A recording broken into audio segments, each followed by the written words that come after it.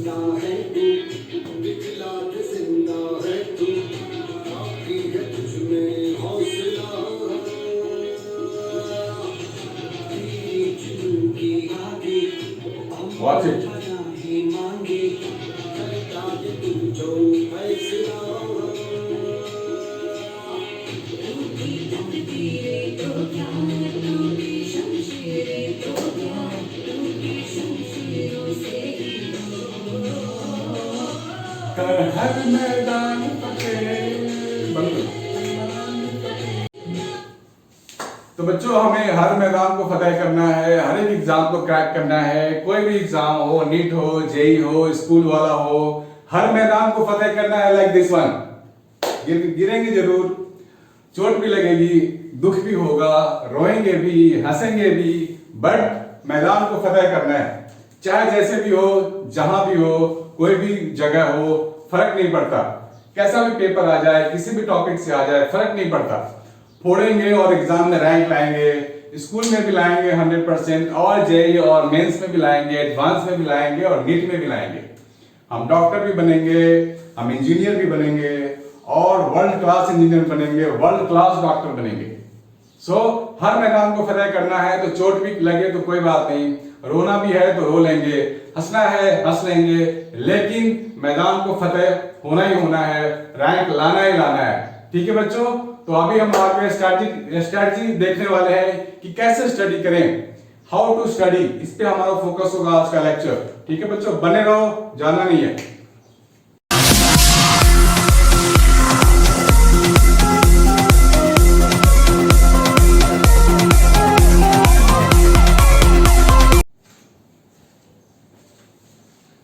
हाय बच्चों, कैसे हो आप लोग? Hopefully all are well and enjoying life at your home. तो आजकल बच्चे थोड़े बोर भी हो रहे हैं, घर में बैठ रहे हैं, ज़्यादा से ज़्यादा टाइम का घर में ही जा रहे हैं, और हार्डली कभी सोसाइटी में घूम लेते हैं, अलग बात है। अदरवाइज मुश्किल टाइम है थोड़ा, बट कोई बात नहीं, देखेंगे, झेलेंगे और सीखेंगे, और ऐसा सीखेंगे कि मज़ा आ जाएगा। ठीक है बच्चों, तो हमें सीखते रहना है। लर्निंग इज अ प्रोसेस है, काफ़ी लंबा प्रोसेस होता है। तो आप लोगों के बीच में ब्रेक भी लेना चाहिए, कहीं घूमने भी जाना चाहिए, अदरवाइज मतलब आसपास ही घूमना चाहिए। आजकल तो ज़्यादा सेफ नहीं है, तो हो सकता है थर्ड वेव की तैयारी, I don't know anything, but pandemic की बात छोड़ दें। अगर हम लोग अपने अपने काम की बात करें, अपने स्टडीज़ की बात करें, तो हम लोगों को थोड़ा सा अभी स्ट्रैटेजी को चेंज करना पड़ेगा, क्योंकि अभी जो एग्ज़ाम्स होने वाले हैं, जेई के जो बचे हुए हैं, और नीट का तो अभी भी एग्ज़ाम अभी हुआ नहीं है, होने वाले हैं। तो कहने का मतलब ये है कि अब जो सिनेरियो चल रहा है अभी का, एनटीए के जो अधिकारी हैं, जो एनटीए के जो अथॉरिटी है, वो लोग चाहते हैं पेपर कैसा बने। इस पर थोड़ा हमें ध्यान देना है कि पेपर की स्ट्रैटेजी कैसी होनी चाहिए नीट एग्जाम के लिए और जेई एग्जाम्स के लिए। सबको मालूम है कि तैयारी मुश्किल हो रही है बच्चों को, और ना ही वो स्कूल जा पा रहे हैं, ना ही वो कोचिंग क्लास फिजिकली जा पा रहे हैं। ऑनलाइन में भी सारे बच्चे अपनी लगे हुए हैं, अपनी अपनी एनर्जी लगा रहे हैं, और पेरेंट्स भी लगा रहे हैं, टीचर्स भी लगा रहे हैं, मेंटर्स भी काफ़ी लगे हुए हैं कि बच्चों को कैसे ज़्यादा से ज़्यादा दे पाएँ मटेरियल, स्टडीज़, कॉन्सेप्ट्स। तो बच्चों, सबसे पहली बात तो ये है कि एनटीए क्या करने जा रहा है। एनटीए जो एग्जाम लेने वाला है वो क्या करेगा, क्या सोच रहा होगा इस टाइम, और कैसा पेपर देने वाला है।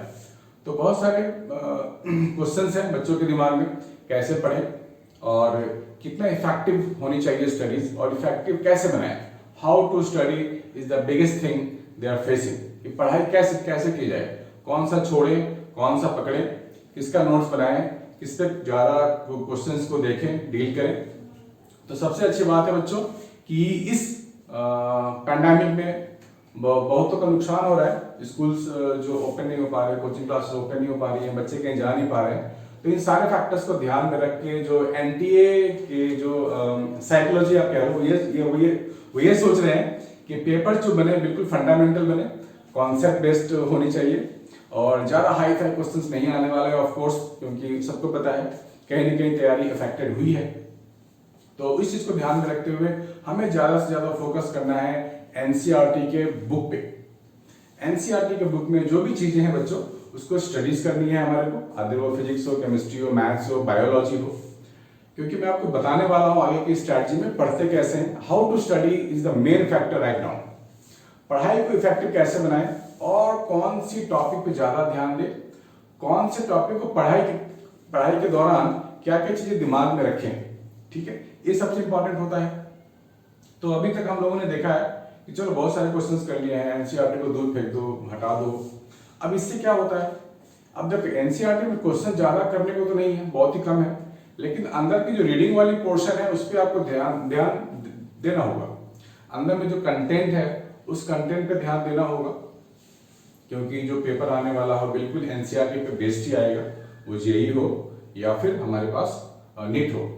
तो अंदर की जो लैंग्वेज है उसको पकड़ना है, उसको समझना है, उसको स्टडी करनी है थोड़ी सी, और ये हैबिट में डाल लेना है। अभी नीट के लिए हमारे पास टाइम है, अभी तो हैबिचुअल होना है हमारे को कि एनसीईआरटी रीड कैसे करनी है। तो इस पर हम लोग थोड़ा ध्यान देने वाले हैं, और मैं कुछ सैंपल के तौर पे आपको बताऊंगा अभी कि बुक को खोल करके चैप्टर अगर रीड कर रहे हैं तो उसमें से क्या क्या चीजें पॉइंट आउट होनी चाहिए और क्या क्या चीजें अंडरलाइन होनी चाहिए।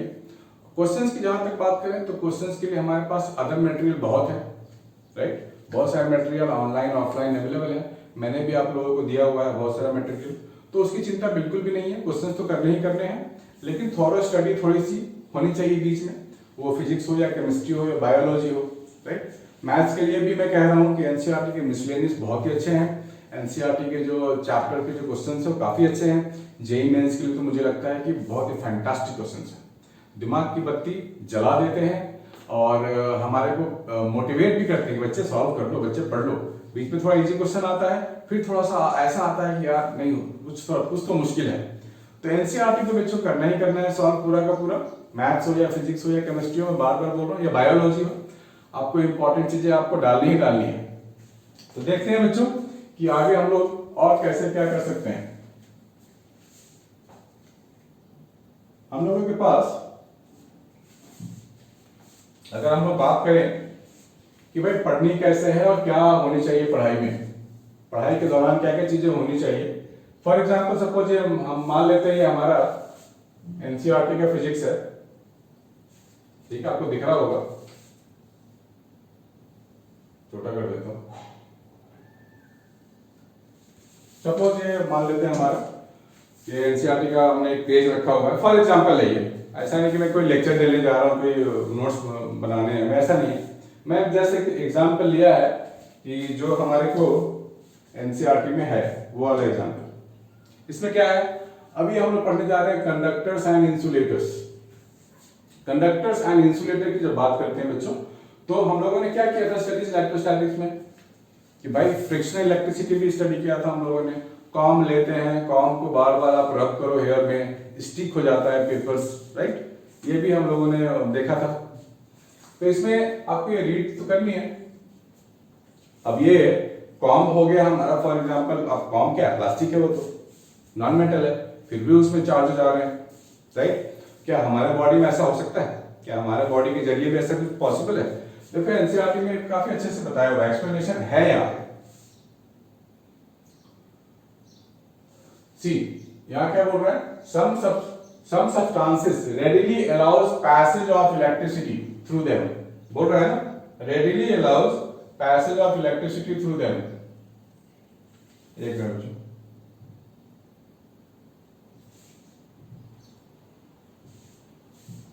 this one,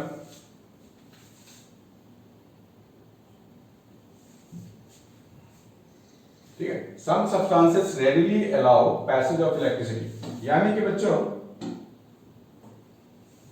others do not, मतलब सारे के सारे हैं जो इलेक्ट्रिसिटी पास नहीं होने देंगे, ऑब्वियस सी बात है। Those which allow electricity pass through them easily, this one, ठीक है, this one are called conductors। बहुत इजी, अच्छी बात है, बेसिक बातें हैं। और अब हमारे को बोला गया most metals, human, animals, bodies, earth are conductor, these are, ठीक है बच्चों। यहाँ पे एक्सप्लेन कर रहा है, some charge is transferred to it, readily gets distributed over the entire surface of conductor. In contrast, if some charge is put on an insulator, it stays at the same place, जो हम लोगों ने combing वाला example लिया था उसमें क्या था, चार्ज स्टेज देयर। कॉम में क्या होता है, हम लोगों ने देखा है ना कि आप जब रब कर लोगे बहुत सारे तो चार्ज उसके ऊपर स्टे करेगा कॉम के ऊपर, क्योंकि वो नॉन मेटल है। अगर वही चीज हमारे साथ की जाए तो हमारा body is joint to the earth surface, charge flow through our body and we allow them, है ना, मेटल है, ह्यूमन है, एनिमल्स है, these are all allow the charge to pass through. तो this property of the materials like tells you why a nylon or a plastic comb gets electrified on combing, dry air on rubbing, but a metal article like a spoon does not. ठीक है, the charge of metal leak through our body to the ground as both are conductors of electricity. तो इस यहाँ से भी question बन सकते हैं ना, क्वेश्चन तो कहीं से भी बन सकते हैं, कोई सा भी क्वेश्चन पूछा जा सकता है। ठीक है, तो इस तरह की चीजों को ऑब्जेक्टिव क्वेश्चन में डाला जा सकता है। तो भाई क्या होगा हमारी बॉडी में, जो कॉम में तो चार्ज स्टे होता है, ठीक है, हमारी बॉडी में चार्ज स्टे हो सकता है, रह सकता है, right. So these are the things जो एनसीईआरटी में समझा रहा है अच्छे से, तो हमें उसको जाना चाहिए, स्टडी करनी चाहिए। कहने का मतलब ये है, और बिल्कुल भी घबराना नहीं है, कूल एंड काम, सब कुछ अच्छा होगा, बस हमारे को प्रोसेस और स्ट्रेटजी अच्छी होनी चाहिए। ठीक है बच्चों, तो ये हम लोग बात कर रहे थे अभी फिजिक्स की, फॉर एग्जांपल। इसी तरीके से आप बायो में भी पढ़ सकते हो, स्टडी के लिए आप जा सकते हो एनसीईआरटी में, खासकर 2021 में तो बहुत ही इंपॉर्टेंट हो गया है, क्योंकि बिल्कुल आपको बेसिक से तो स्टिक होकर रहना ही पड़ेगा। पहले भी यही बात थी, बेसिक से तो स्टिक होते ही थे, एनसीईआरटी में पढ़ते थे, लेकिन अभी थोड़ा सिचुएशन अलग है, आपको ज्यादा से ज्यादा फोकस करना पड़ेगा और समझना पड़ेगा। अपने अपने मेंटोर से आप बात करो, आप मेरे को जो भी कमेंट है आप अपने डाउट्स कमेंट बॉक्स में डाल सकते हो, पूछ सकते हो कि अब ये क्या करना है और क्वेश्चंस कैसे कैसे करने हैं। क्वेश्चंस की बात होती है तो मटेरियल सबके पास होता है, तो आपको कॉन्सेप्चुअल क्वेश्चन पे भी ध्यान देना है। बहुत सारे बच्चों को मैंने देखा है कि वो न्यूमेरिकल्स पे ज्यादा फोकस हो जाते हैं तुरंत का तुरंत, और कॉन्सेप्ट वाली चीजें, ग्राफ वाली चीजें भी होती हैं, वो स्किप कर देते हैं, छोड़ देते हैं। बट आपको ऐसा नहीं करना है, आपको अच्छे से लगना है और हर एक सेक्शन पे आपको फोकस करनी है। कॉन्सेप्चुअल क्वेश्चंस हो, ग्राफिकल क्वेश्चंस हो, न्यूमेरिकल्स हो, राइट। तो आपको हैबिट आप डेवलप कर लो इस तरह की रीडिंग की, आपको रीडिंग करो और आप मार्क करो कि कौन कौन से इंपॉर्टेंट आपको उसमें से लग रहा है, या टू मार्क इट। जब आप क्लास 12वीं में आ चुके हो या 12th आप दे चुके हो, जेईई या नीट के लिए अपियर हो रहे हो, तो आपको बहुत सारा आइडिया हो चुका होता है कि अब कौन सा हाईलाइटेड चीज है, कौन सी इंपॉर्टेंट चीजें हैं। क्वेश्चंस करने जाओगे तो आपको वहां पे भी आपको मालूम पड़ेगा, हाँ मैंने ये स्टडी किया है एनसीईआरटी में या किसी बुक में स्टडी किया है, तो वहां पे है वो उससे रिलेटेड चीजें हमारे पास है। तो बच्चों इस तरह की चीजों को आपको ध्यान में देना चाहिए। और सबसे दूसरी बात कि आपको प्रैक्टिस के लिए, क्वेश्चंस प्रैक्टिस के लिए आपको एनसीईआरटी से काम नहीं चलने वाला है। आपको एनसीईआरटी प्रैक्टिस करने के बाद, क्वेश्चंस करने के बाद अगर मटेरियल की जरूरत होती है वो आपको मिल जाता है, या जिसके पास नहीं है उनसे बात कर सकता है कि कैसे अरेंज करें और क्या क्या चीज़ों को फोकस करें। तो जो बच्चे अभी अभी 11th में गए हैं उनके लिए सबसे इंपॉर्टेंट ये है कि वो फोकस करें। फिजिक्स की अगर बात करें तो वो पूरा फोकस करें फ्री बॉडी डायग्राम्स पे। बहुत सारे बच्चे स्किप कर देते हैं फ्री बॉडी डायग्राम्स, वो ड्रॉ ही नहीं कर रहे हैं, उनको लगता है सीधा क्वेश्चन लिख लेते हैं, याद तो है ही। But this is a very bad way to study, very worst way of study. इससे आप सीखोगे नहीं, इसके आपको कॉन्सेप्ट डेवलप होगा ही नहीं। क्वेश्चंस आपको दिए जाएंगे, फ्री बॉडी डायग्राम ड्रॉ करने की आदत नहीं है तो आप कुछ भी लिख के आ जाओगे, राइट। तो सबसे पहले होते हैं आपको फ्री बॉडी डायग्राम ड्रॉ होनी चाहिए। पूरी एफबीडी में आपको चैंपियन होना है, उसमें टाइम दो आप। और जितने भी आपको कॉन्सेप्चुअल डाउट्स हैं, जितने भी आपको फ्री बॉडी डायग्राम से रिलेटेड डाउट है, अगर ये आपका स्ट्रांग हो गया, क्लियर हो गया, तो आपको आगे आने वाले चैप्टर्स में बहुत ही मजा आने वाला है। लेकिन जिस बच्चे ने अभी तक सिर्फ बोला अरे सर कर लेंगे, क्या है फ्री बॉडी डायग्राम में क्या रखा है, फिर वो उसके लिए मुसीबत होने वाली है, क्योंकि आगे आने वाले चैप्टर्स हैं work energy, power, rotational motion, gravitation, SHM, fluids, सब में आपको दिक्कत होने वाली है।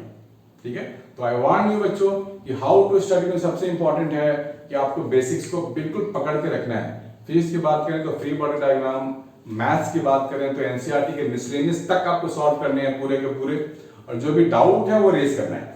क्रैक तो होगा बॉस, क्रैक तो करके रहेंगे लाइक ऑलवेज।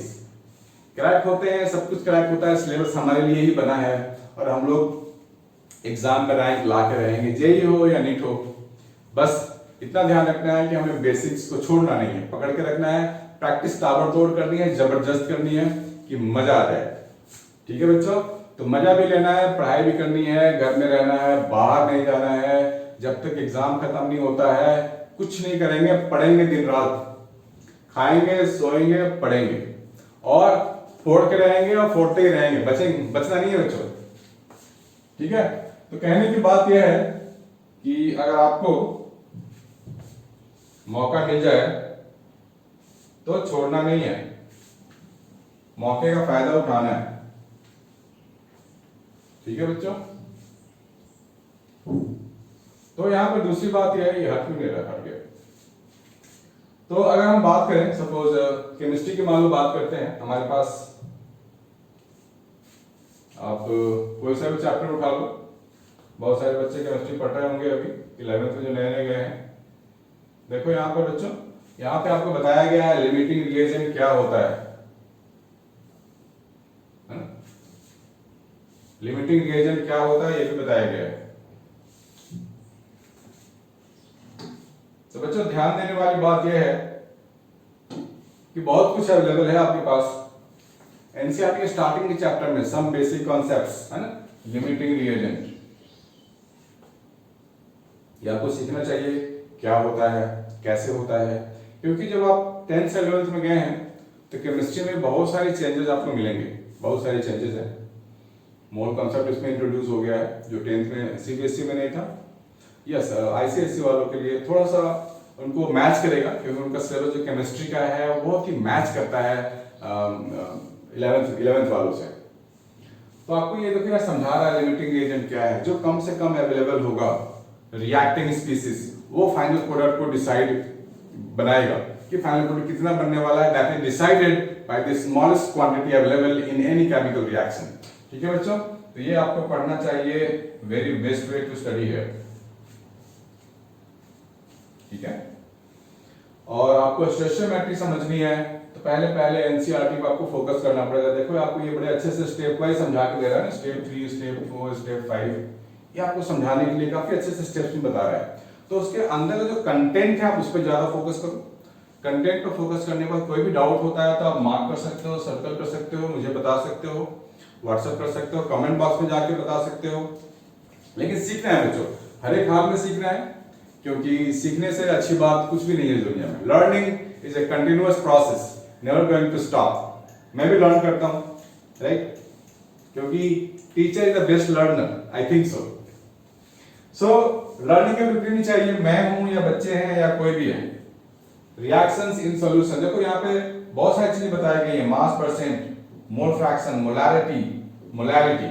मास परसेंट आपको पता होगा, लेकिन जो बच्चे 11th में नए गए हैं उनके लिए मोल फ्रैक्शन, मोलैरिटी और मोलैरिटी नए टर्म्स है, तो आपको ये पढ़नी चाहिए बुक से